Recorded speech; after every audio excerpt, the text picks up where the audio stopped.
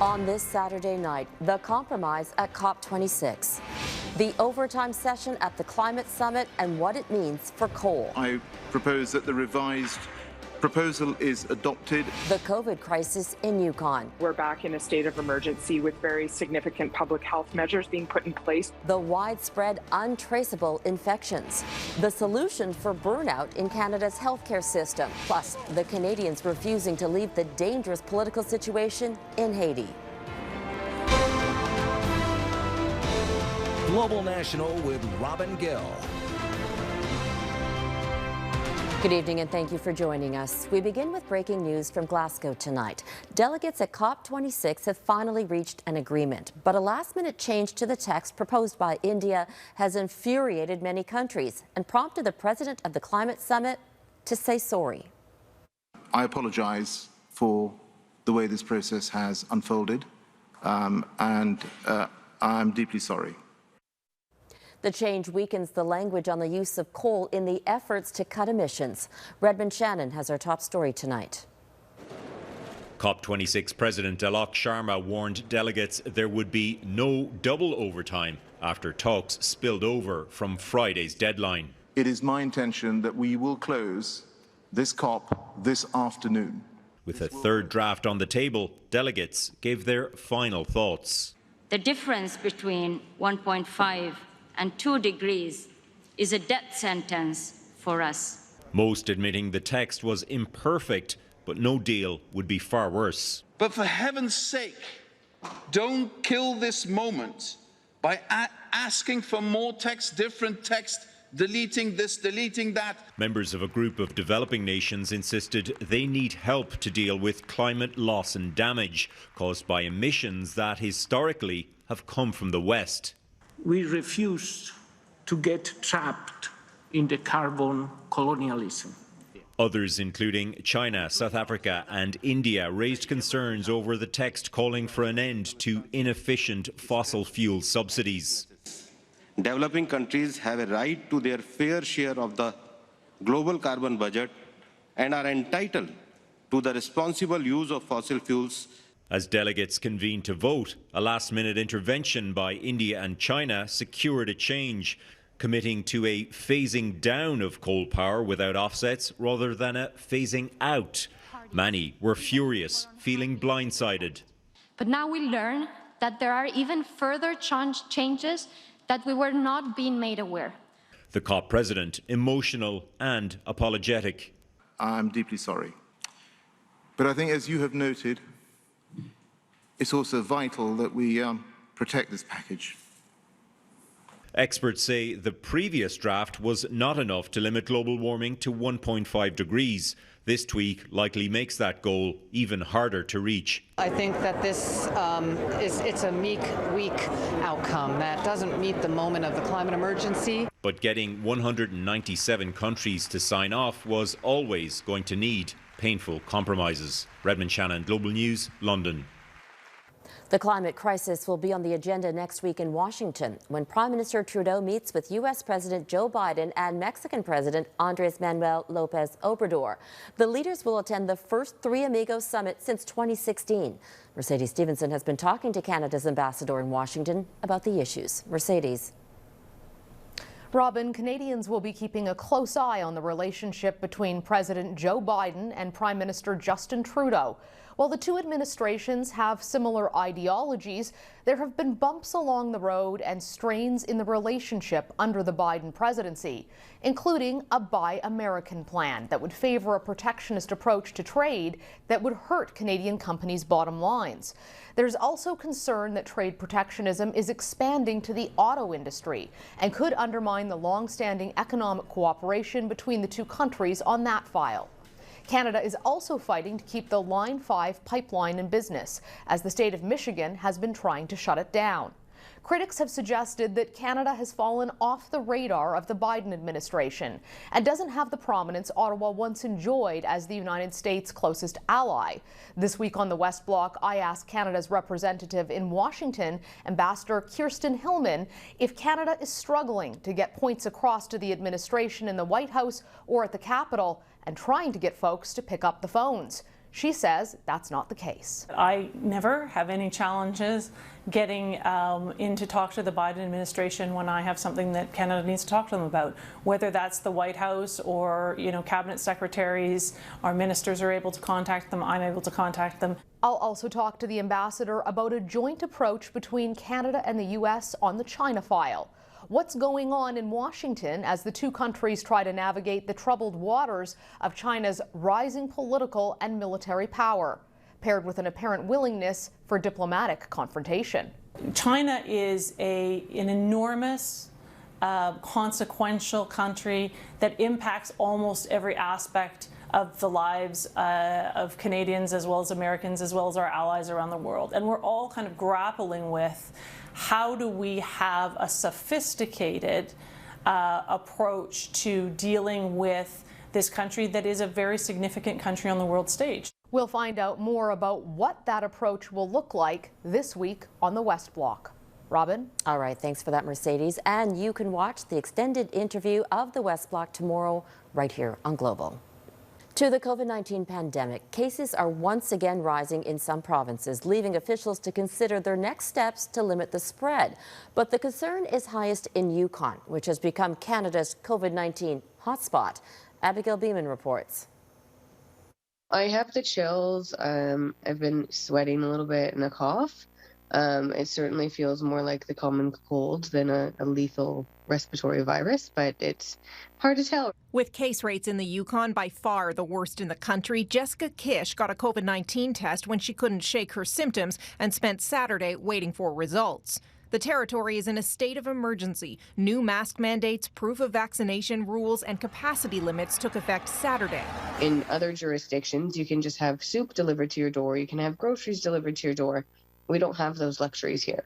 The North has a number of unique characteristics, including being prioritized for the country's first shots. The head of the Canadian Medical Association says waning immunity is a factor in climbing cases. We are seeing that waning, I think, potentially now. I think the other issue is with Delta, it is just so much more contagious that even when you have, 15% of your population unvaccinated, and then, of course, all children under 12 unvaccinated, it is still a lot of people who are vulnerable. Cases are up 11% nationwide from last week, though hospitalizations and deaths remain stable. The risk for surges in disease activity is likely to increase with more time spent indoors.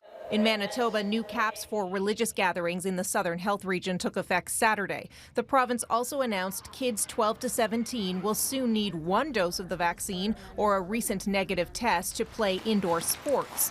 Pharmacists are required to administer those tests, and many say they were caught off guard. We're in favor of expanding the scope of rapid tests administered and interpreted by pharmacists, and we just encourage, government to consult us on these types of things in the future as well, so that we can avoid confusion for the public. In Ontario, Toronto's mayor dropped in on a new Shop and Vax clinic, the city trying to get creative about getting people the jab. The progress is happening at a slower pace than when we could count on thousands of people lined up at vaccine clinics, but progress is still happening. Like other jurisdictions, Toronto is also focused on a plan to vaccinate children, with a decision on Pfizer's pediatric vaccine expected in the next week or two, according to Health Canada. John Tory says the country's biggest city will be ready as soon as they get the green light. Robin? Abigail Beeman in Ottawa. Thanks, Abigail. In the U.S., 47 million Americans have now been infected with the virus. That's nearly 15% of the population. New cases are increasing by about 1 million people every 2 weeks. And at least 14 states are reporting an uptick in hospitalizations. And with American Thanksgiving approaching, medical experts say the situation could get worse. Jennifer Johnson reports. Month after month, new cases of COVID-19 continue to surge across America, jumping from 33 million to more than 47 million in the past 6 months. It's really hard right now. Hospitals in a handful of states are overwhelmed again with COVID-19 patients. Minnesota is now seeing its 4th deadly wave.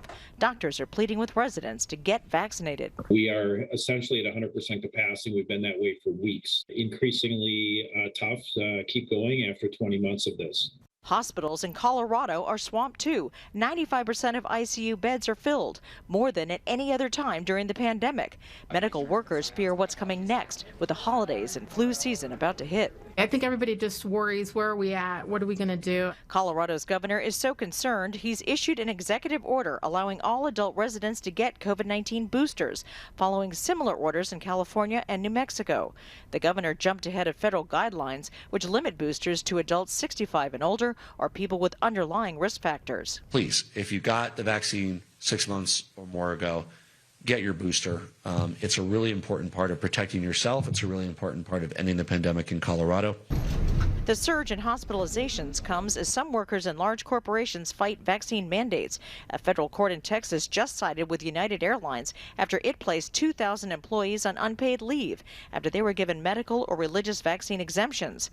But the workers plan to appeal. I am all for medical freedom of choice. And that's what we're fighting for. We will not comply! 20 months into this pandemic, Americans are still at war.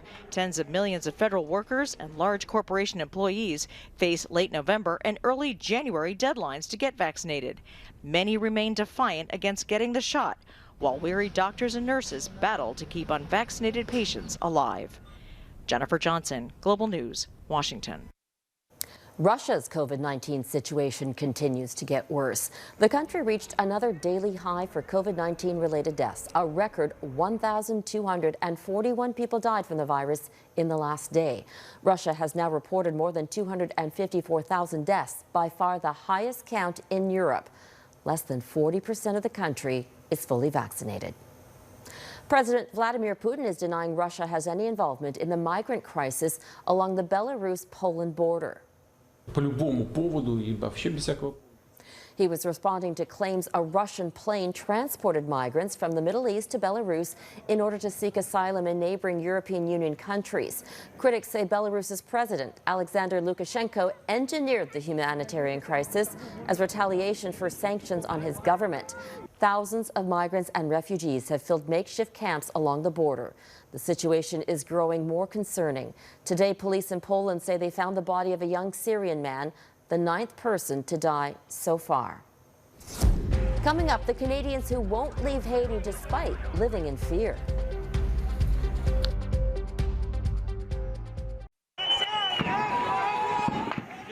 There is more death in the streets of Sudan. A doctors group says security forces fired live bullets and tear gas into crowds of protesters, killing at least 5 people and wounding 40 others. It's the latest crackdown on growing pro-democracy demonstrations. The military seized power last month, arresting the prime minister and dissolving the country's transitional government. A powerful gang leader in Haiti says he will lift a month-long blockade of fuel terminals that has cut off gas supplies and made everyday life in the island nation even more difficult. The country has endured a year of back-to-back crises, the assassination of its president, a powerful earthquake, and a string of kidnappings. And as the turmoil worsens, the Canadian and U.S. governments have urged all of their citizens to leave. Some Canadians living in Haiti plan to stay put, but say Ottawa needs to do more to help the country. Kamal Karamali reports. Utter and uncontrollable chaos. That's how some Haitians describe the state of their country. Amid the ongoing gang violence and kidnappings, now a lack of available fuel is affecting hospitals and schools. This week, Canada pulled all non-essential staff from its embassy and urged citizens to leave immediately. Haiti became home, so I definitely don't want to leave.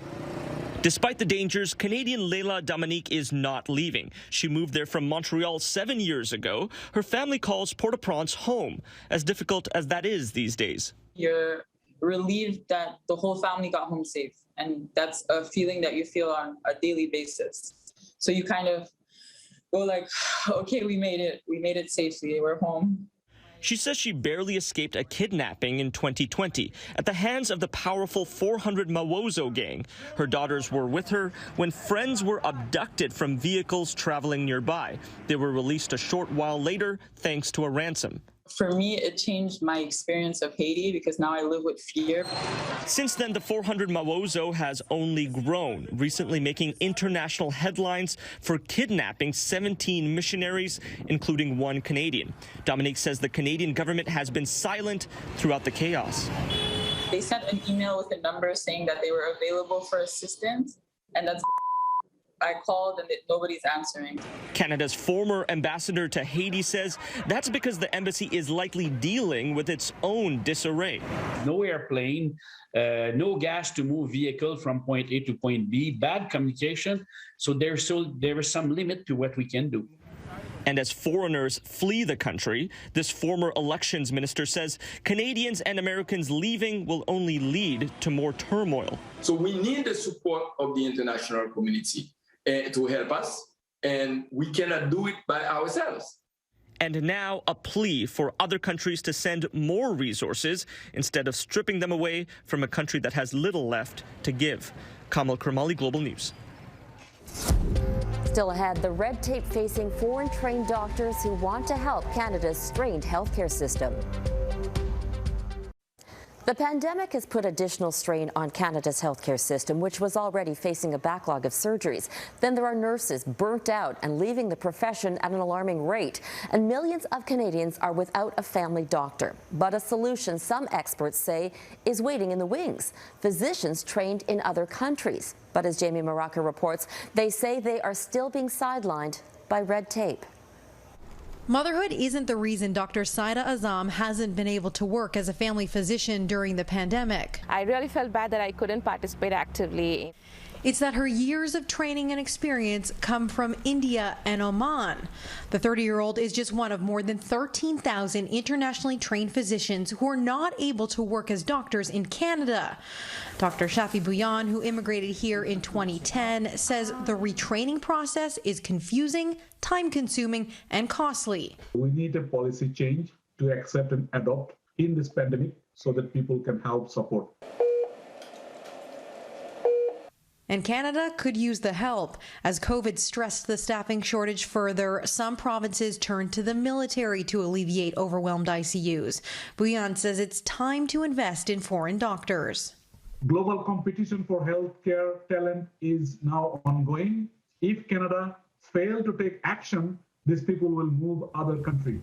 But the president of Canada's Medical Association says it's not that simple. And it's going to be very difficult to have an approach that's totally reliant on people coming from overseas to solve our problems because, again, the training and experience of people can be quite variable. Dr. Hassan Mustafa has 10 years as a surgeon in Iraq and Syria under his belt and was a supervising physician at one of the largest refugee camps in Kurdistan. Under the current system, it would take him 5 years to get certified. At 45, he says the clock is ticking. Respect my experience, no? I work a lot before. I have a lot of experience. Experience he is willing to put towards a less skilled job, such as a surgical assistant, just to get into the system. Azam, meantime, plans to make a career change. I'm looking forward to, apply for other courses like physician assistant. Stepping back so she can step forward into her new life here in Canada. Jamie Maraka, Global News, Toronto. Up next, the Indigenous Guardians keeping tabs on moose on Cape Breton Island.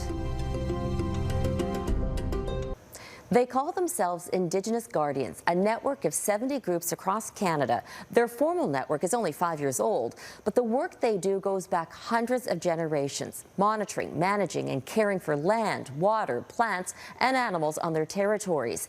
Each Guardian program is run locally, as distinct as the First Nations they represent. Our Donna Friesen got access to one group with the Mi'kmaq Nation, tracking moose in Cape Breton, also known as Unama'ki. Just as the buffalo is important to the Plains Indians, so is the moose to the Mi'kmaq.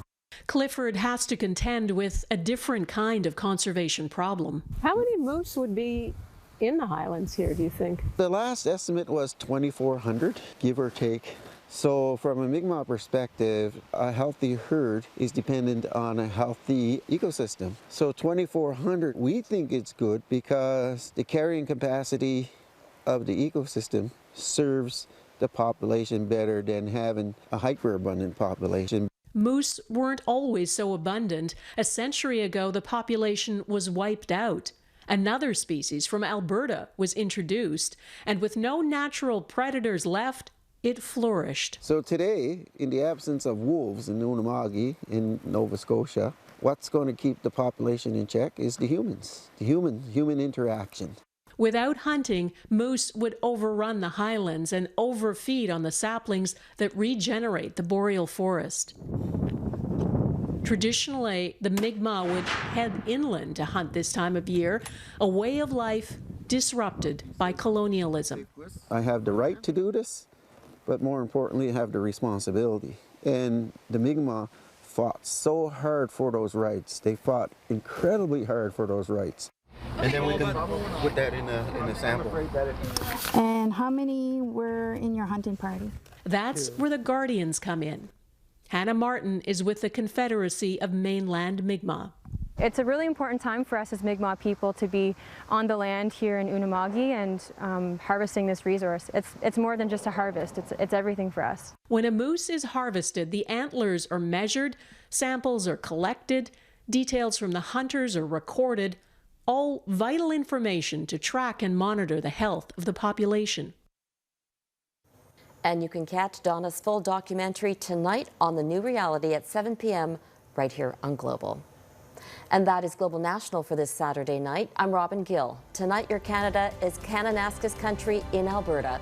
We would love to see your corner of the country, so please keep sending your photos to viewers@globalnational.com. Thank you for watching, and I'll see you back here tomorrow. Have a great night.